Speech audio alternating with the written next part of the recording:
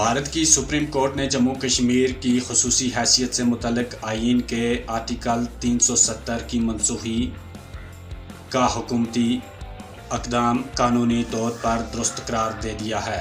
Chief justice D Y Chandrachud کی قیادت میں 5 رکنی آئینی بینچ نے آج صبح اتفاق رائے سے فیصلہ سناتے ہوئے کہا کہ دفعہ 370 ایک عارضی انتظام تھا جسے ختم کرنے کا اختیار صدر کے پاس ہے۔ سپریم کورٹ نے اس سے متعلق لگ بھگ 20 درخواستوں پر فیصلہ سنایا۔ واضح رہے کہ 4 سال قبل اگست 2019 میں حکمران جماعت بھارتیہ جنتا پارٹی BJP کی مرکزی حکومت نے آئین کے آرٹیکل 370 کو منسوخ کر کے کشمیر کی نیم خود مختار حیثیت ختم کر دی تھی۔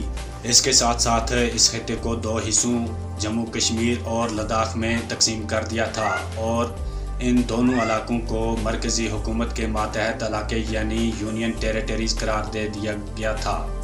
اگست 2019 میں بھارتی آئین کے آرٹیکل 370 کی منسوخی کے بعد وزیر اعظم نریندر مودی نے یقین دہانی کرائی تھی مناسب وقت پر کشمیر کی ریاستی حیثیت بحال کر دی جائے گی۔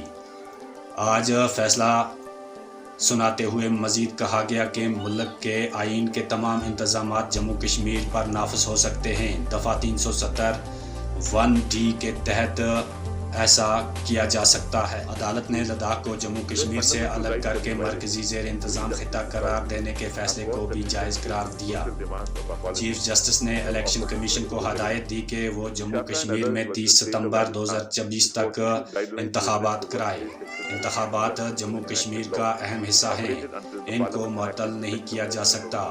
جموں کشمیر میں پچھلا الیکشن 2014 میں ہوا تھا۔ اس کے ساتھ ساتھ حکومت کو حکم دیا گیا ہے کہ کشمیر کی ریاستی حیثیت جلد از جلد بحال کی جائے۔ فیصلے پر رد عمل دیتے ہوئے بھارتی وزیر اعظم نریندر مودی نے کہا کہ یہ فیصلہ کشمیر اور لداخ کے عوام کے لیے امید کی کرن ہے۔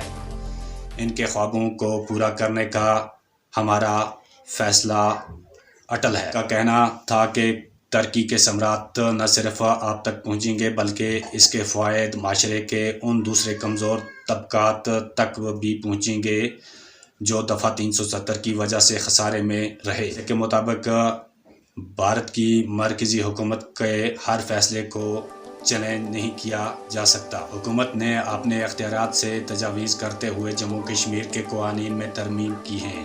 بھارت کی حکومت اور BJP کا موقف ہے کہ دفعہ 370 ایک عارضی آئینی شق تھی جسے بھارتی صدر صدارتی فرمان کے ذریعے منسوخ کر سکتے تھے اور 5 اگست کو ایسا ہی کیا گیا۔ کشمیر کی سیاسی جماعتوں کا رد عمل۔ سابق وزیر اعلیٰ اور پیپلز ڈیموکریٹک پارٹی کی سربراہ محبوبہ مفتی نے فیصلے پر کہا کہ کشمیر کے عوام کو ہمت نہیں چھوڑنی چاہیے، ہم اپنی جدوجہد جاری رکھیں گے۔ اپنی ایک پوسٹ میں محبوبہ مفتی نے کہا کہ سپریم کورٹ کا فیصلہ بھارت کے تصور کی نفی ہے۔ تھی پارلیمنٹ تھا، اس کے بعد کانسٹیٹیوشن بنا، انہیں جموں کشمیر کے ساتھ وعدے کیے اور جموں کشمیر کو ایک خصوصی پوزیشن دی۔ اس کے بعد 77 سال کے بعد ایک دوسری جماعت آئی جنہوں نے پچھلے 77 سال سے ایک ہی رٹ لگائی تھی کہ ہم پاور میں آئیں گے اور 370 کو ختم کریں گے۔ انہوں نے کر دیا، مگر یہ ہماری ہار نہیں ہے، یہ اس ملک کی ہار ہے۔ دھوکہ انہوں نے کیا، ہم نے تو نہیں کیا۔ میں پھر سے اپنے جموں کشمیر لداخ کے لوگوں کو کہنا چاہتی ہوں، میرے بھائیوں، میرے بچوں، میری بہنوں، ہمت نہیں ہارنی ہے، کسی بھی صورت میں نہیں۔ کوئی فیصلہ اٹل نہیں ہوتا۔ سابق وزیر اعلیٰ عمر عبداللہ فیصلے پر رد عمل دیتے ہوئے فیض احمد فیض کا ایک شعر پوسٹ کیا۔ ہم اس فیصلے کی امید نہیں کر رہے تھے۔ ہم نے، جیسے میں نے آپ سے شروع میں کہا، ہم انصاف کی امید لے کے ہم نے عدالت کے دروازے کھٹکھٹائے تھے۔ چلیے اس بار نہ صحیح، اگلی بار۔